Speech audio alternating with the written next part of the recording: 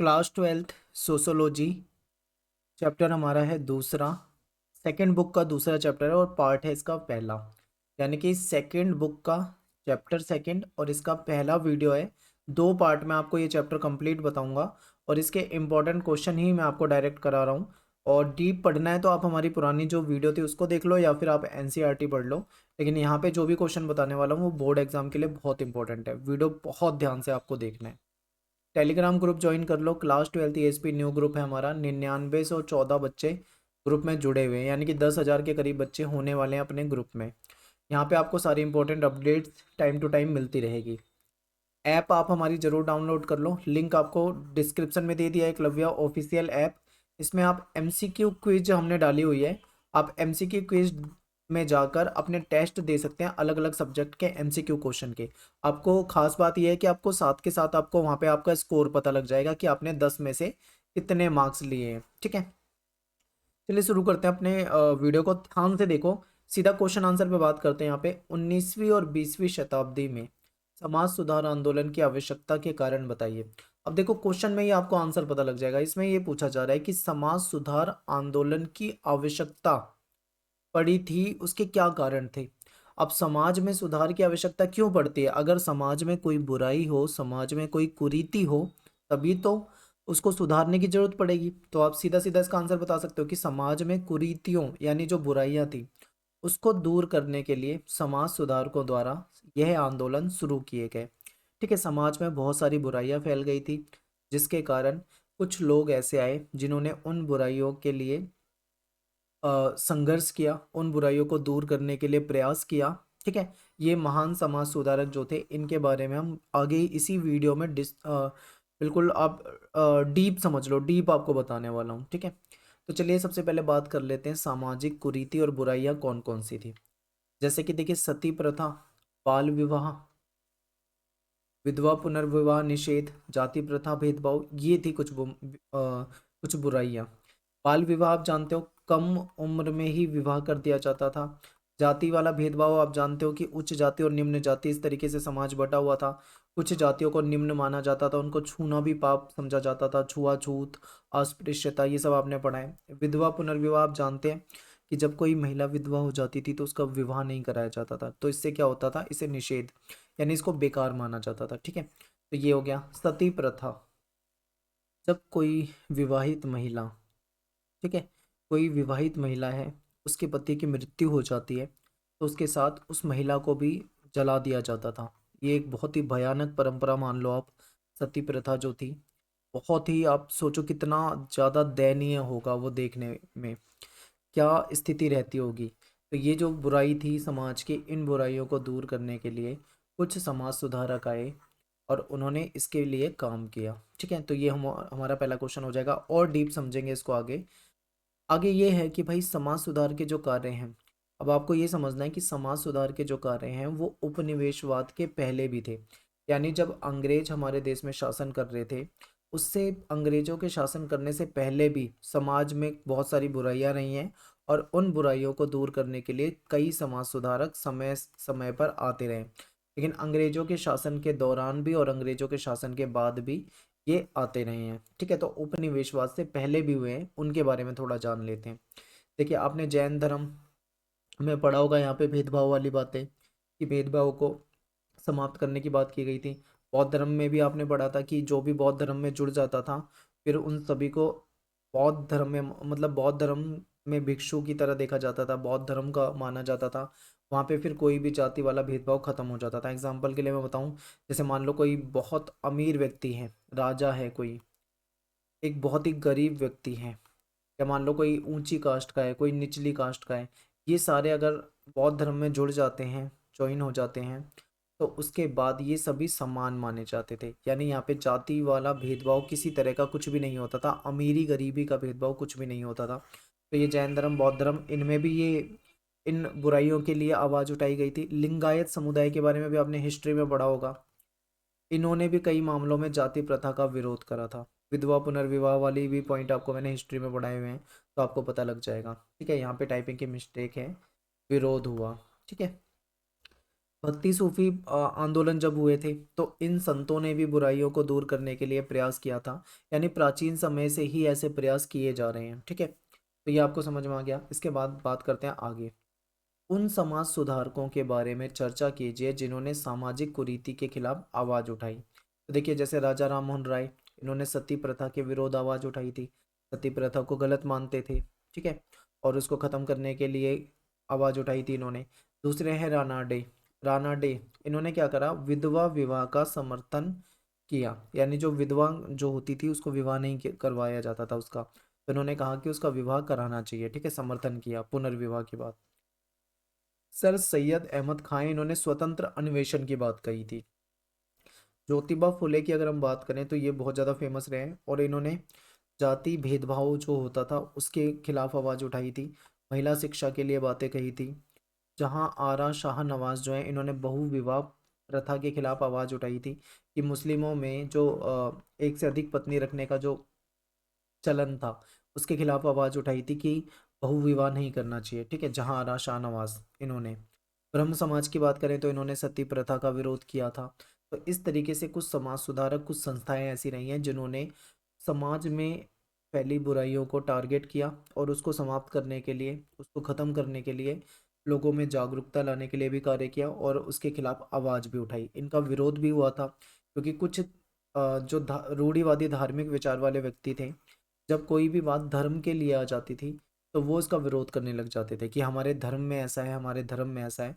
ऐसा भी हुआ था कि इनका विरोध भी हुआ है, लेकिन फिर भी ये बहुत ही महत्वपूर्ण हो जाते हैं आपके लिए कि ये आपको समझने हैं।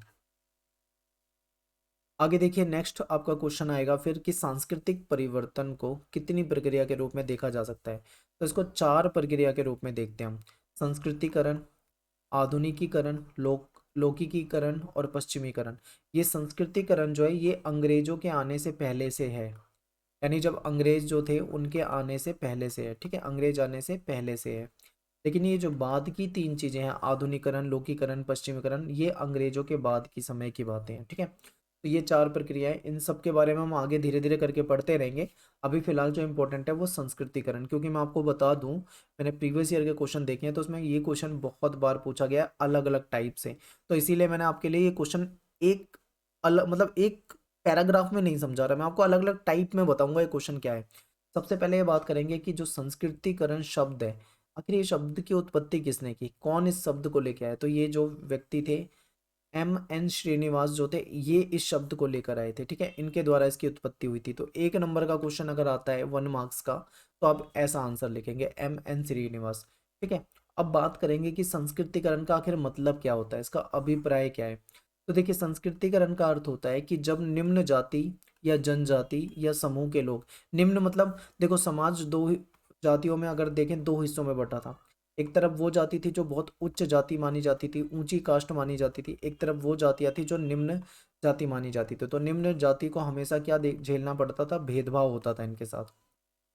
तो ये देखिए, तो यहाँ पे ये कहा जा रहा है कि जब निम्न जाति, यानी कि इन जातियों की बात चल रही है, निम्न जाति या जनजाति या समूह के लोग ऊंची जातियों यानी उच्च जातियों की जीवन पद्धति को अपना ले, उनके मूल्यों को अपनाने लग जाए, उनके अनुष्ठान पूजा पाठ के तरीके को अपनाए, उनके आदर्शों को अपनाए, उनकी विचारधाराओं को अनुकरण करने लग जाए, उनकी चीजों को अपनाने लग जाए, तो इसको संस्कृतिकरण कहा जाता है। ठीक है, तो ये क्या कहलाता है, संस्कृतिकरण।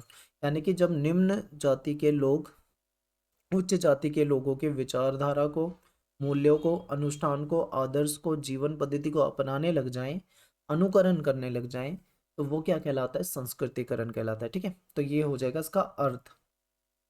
अब आगे है कि संस्कृतिकरण के प्रभाव बताइए। तो इसके जो प्रभाव हैं वो एक क्षेत्र में नहीं, बहुआयामी क्षेत्र में, यानी कई क्षेत्रों में।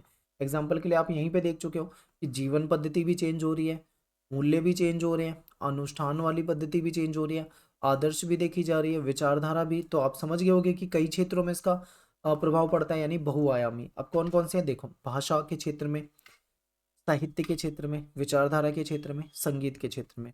ठीक है, नृत्य, नाटक, अनुष्ठान और जीवन पद्धति, ये सभी चीजें बदलने लग जाती है। यानी कि जब एक निम्न जाति के लोग उच्च जाति के लोगों का विचारधाराओं को अपनाने लग जाते हैं, तो बहुत क्षेत्रों में बदलाव आते हैं, उनकी भाषाओं में नए नए शब्द आ जाते हैं।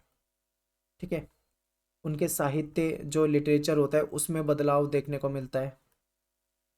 विचारधारा तो बदलेगी बदलेगी, जब हम किसी दूसरे की तौर तरीके को अपनाएंगे तो हमारी विचारधारा भी बदलेगी। संगीत में भी आपको देखने को मिलेगा, नृत्य में भी आपको देखने को मिलेगा, नाटक वगैरह, अनुष्ठान, जीवन पद्धति, सब कुछ बदलने लगेगा। अब ये तो निम्न जाति उच्च जाति की बात कर रहे थे, अब मैं आपको एक एग्जाम्पल देता हूँ थोड़ा अलग। देखिए, हम क्या है, हम भारतीय हैं, हम हिंदुस्तानी। हमारे यहाँ पे क्या हुआ, अंग्रेजों ने शासन किया और अंग्रेजों की बहुत सारी चीज़ों को हमने अपनाया।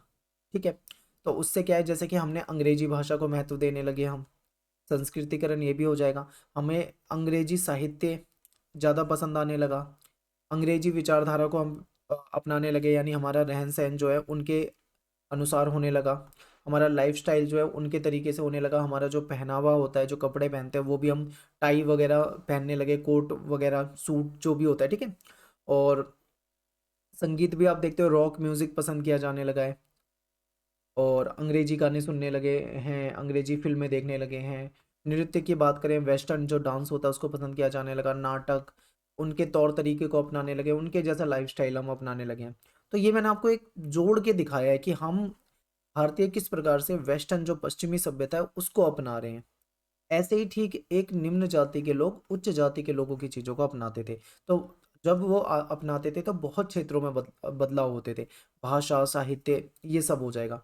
तो उम्मीद करता हूँ मैं आपको बहुत डीप समझा रहा हूँ, ये पॉइंट आपको बिल्कुल याद हो जाएंगे अगर आप वीडियो को देखोगे, 2 बार वीडियो देख लो, कभी भूलोगे नहीं। अब आगे देखिए, संस्कृतिकरण की जो प्रक्रिया है ये हिंदू समाज के अंतर्गत विद्यमान है। ठीक है, श्रीनिवास जो है वो कहते हैं कि गैर हिंदू समाज में भी ये प्रक्रिया देखी गई है, यानी कि ये हिंदू समाज में भी देखी गई है प्रक्रिया, और जो गैर हिंदू है उनमें भी देखी गई है। ठीक है, श्रीनिवास का कहना है कि विभिन्न क्षेत्रों के अध्ययन में, उन्होंने कई क्षेत्रों का अध्ययन किया, उसके बाद उन्होंने ऐसा पाया कि ये जो प्रक्रिया है, ठीक है, दूसरों की चीज़ों को अपनाने वाली प्रक्रिया, संस्कृतिकरण की प्रक्रिया, ये देश के अलग अलग हिस्सों में अलग अलग तरीके से होती है। केवल ऐसा नहीं है कि भाई उत्तर भारत में हो, दक्षिण भारत में, उत्तर पूर्व भारत में, पश्चिम भारत में, हर जगह ये चीज़ें देखने को मिलती है। ठीक है, अलग अलग तरीके से। जिन क्षेत्रों में उच्च स्तरीय सांस्कृतिक जातियां प्रभुत्वशाली हैं, जहाँ पे उच्च स्तर की जो जातियां वो ज़्यादा प्रभुत्वशाली हैं, उस क्षेत्र में उनकी संस्कृति किसी ना किसी रूप में दूसरी जातियों में देखने को मिलती है। ऐसा कौन कह रहे हैं, श्रीनिवास कह रहे हैं। ठीक है, तो ये क्या हो रहा है, इसका प्रभाव हो रहा है। अब आगे बात कर लेते हैं कि जो संस्कृतिकरण की प्रक्रिया है ये बहुत अच्छी भी हो सकती है लेकिन बहुत बुरी भी हो सकती है। जरूरी नहीं है कि इसके फायदे ही फायदे हो या इसका सब कुछ अच्छा ही हो, इसमें कुछ कमियां भी होती हैं। ठीक है, तो इसकी आलोचना भी करी है कुछ विद्वानों ने, तो आलोचना समझना है। संस्कृतिकरण बहु आया, इसके प्रभाव हैं। तो देखिए, इसके प्रभाव हमने देख लिए, बहुआयामी है, तो इसकी आलोचना भी कई सारे लोगों ने करी है। ठीक है, ये टाइपिंग का यहाँ पे एरर है। अब देखते हैं, संस्कृतिकरण की अवधारणा की अनेक स्तरों पे आलोचना की गई है, अलग अलग विद्वानों ने इसकी आलोचना करी है। कुछ कहते हैं कि संस्कृतिकरण की प्रक्रिया में सामाजिक गतिशीलता दिखने को मिलती है, कुछ का ये कहना है कि ये प्रक्रिया जो है इसमें कोई संरचनात्मक परिवर्तन नहीं होता, यानी कोई स्ट्रक्चरल चेंज नहीं होता। यहाँ पे कुछ ही स्पेशल, कुछ ही लोगों में इसकी परिवर्तन देखने को मिलता है। मैं आपको एग्जांपल से बताता हूँ। जैसे मान लो ये कोई क्षेत्र है, इस क्षेत्र में निम्न जाति के लोग रहते हैं। ठीक है, इसी के आसपास कोई दूसरा क्षेत्र है, यहाँ पे उच्च जाति के लोग रहते हैं। तो ये कह रहे हैं कि निम्न जाति के लोग इनकी चीज़ों को अपना रहे हैं। ठीक है, तो ये बढ़ा चढ़ा के, कुछ विद्वानों का कहना है कि ये बातें बढ़ा चढ़ा के बताई गई हैं। सभी लोग निम्न क्षेत्र में रहने वाले इन लोगों की चीज़ों को अपनाकर वैसे नहीं हो जाते, बल्कि ये कुछ लोगों की स्थिति में परिवर्तन करता है। यानी कि बहुत मामूली स्तर पे, जैसे कि मान लो 100 निम्न जाति के लोग रहते हैं, तो जरूरी नहीं है कि 100 के 100 लोगों में वो परिवर्तन देखने को मिले। हो सकता है 5, 10, 20 लोग में ही ये परिवर्तन देखने को मिले, वो इन चीज़ों को अपनाएं, ऐसा कहा जाता है। ये आलोचनात्मक है। ठीक है, तो यहाँ पे पॉइंट याद रखो बस। संस्कृतिकरण की अवधारणा में उच्च जाति की जीवन शैली जो होती है, लाइफस्टाइल जो होते हैं, इनका होता है।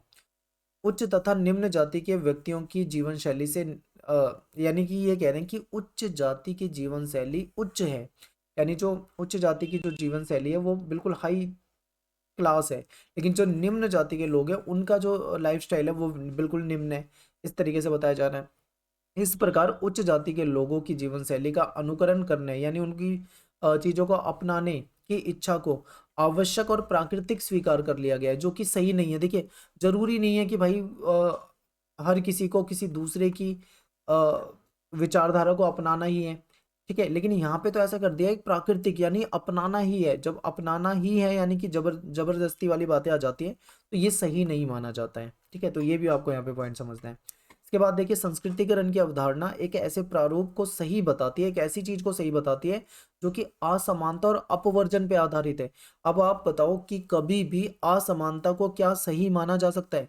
हम कहेंगे बिल्कुल नहीं माना जा सकता। क्या बहिष्कार को सही माना जाएगा? बिल्कुल नहीं माना जाएगा। लेकिन फिर भी संस्कृतिकरण की जो अवधारणा है वो ऐसे प्रारूप को सही बताती है जिसमें असमानता और अपवर्जन को पे आधारित है। तो ये किसने कहा? ये आलोचकों ने बुराइयां करी है इसकी, कि ये जो प्रक्रिया है ये गलत बताती है। इससे ये संकेत मिलता है कि पवित्रता और अपवित्रता की जो जातिगत पक्ष है उसको सही माना जाए, ठीक है। यानी कि जो कुछ जाति को उच्च माना जाता है, कुछ जाति को निम्न माना जाता है, ये कहती है कि ऐसा सही माना जाए, यानी कि जाति प्रथा को ये सही ठहरा रही है एक तरह से। तो ये क्या है? गलत है, इसीलिए तो आलोचना कर रहे हैं हम यहाँ पे। इसके बाद देखो, इसलिए ऐसा लगता है कि उच्च जाति द्वारा निम्न जाति के प्रति भेदभाव एक प्रकार का विशेष अधिकार है। अगर पवित्रता और अपवित्रता की बात सही मान ली जाएगी तो एक तरह से भेदभाव हो ही जाएगा कि कुछ जातियों को पवित्र माना जाएगा, कुछ जातियों को अपवित्र माना जाएगा। तो ये तो गलत होगा। असमानता को कभी भी समाज में सही नहीं माना जाना चाहिए, लेकिन यहाँ पे तो सही माना जाता है। तो यही चीजें हैं, यानी कि आलोचकों ने कुछ कमियां निकाली हैं और ये कमियां आपके सामने यहाँ पे लिखी हुई है, ठीक है। तो यहाँ पे हमारा जो पार्ट 1 था वो खत्म हो जाता है। पार्ट 2 में हम आगे भी और क्वेश्चन डिस्कस करेंगे। पश्चिमीकरण वगैरह 4-5 मेन क्वेश्चन बचे हैं, वो हम पार्ट 2 में डिस्कस करेंगे। आपको नोट्स सोशोलॉजी के और सभी सब्जेक्टों के हमारी वेबसाइट पे मिल जाएंगे। गूगल पे जाके eklavyastudypoint.com सर्च करोगे तो हमारी वेबसाइट आ जाएगी, ठीक है। ये 3 लाइनें जो है यहाँ पे आप क्लिक करोगे तो आपके सामने सब्जेक्ट और क्लास आ जाएगी। क्लास चुनने के बाद आपके पास सब्जेक्ट आ जाएंगे और सब्जेक्ट में जाके आप नोट्स को पढ़ सकते हो। तो जल्दी ही आपको सोशोलॉजी के नोट्स सारे डाल दिए जाएंगे। अभी नहीं डाले हैं सारे चैप्टर के, बट 10 दिन 20 दिन में सारे के सारे डाल दिए जाएंगे चैप्टर के, ठीक है। तो मिलते हैं फिर नेक्स्ट वीडियो में आपसे। थैंक्स फॉर वॉचिंग सभी को। जय हिंद, जय भारत। अगर आपको समझने में कोई दिक्कत आए तो एनसीईआरटी पढ़ लो एक बार, और वीडियो को कम से कम 1-2 बार देख लो। कुछ टॉपिक है जो दिक्कत कर सकते हैं, बाकी बहुत आसान चैप्टर है ये।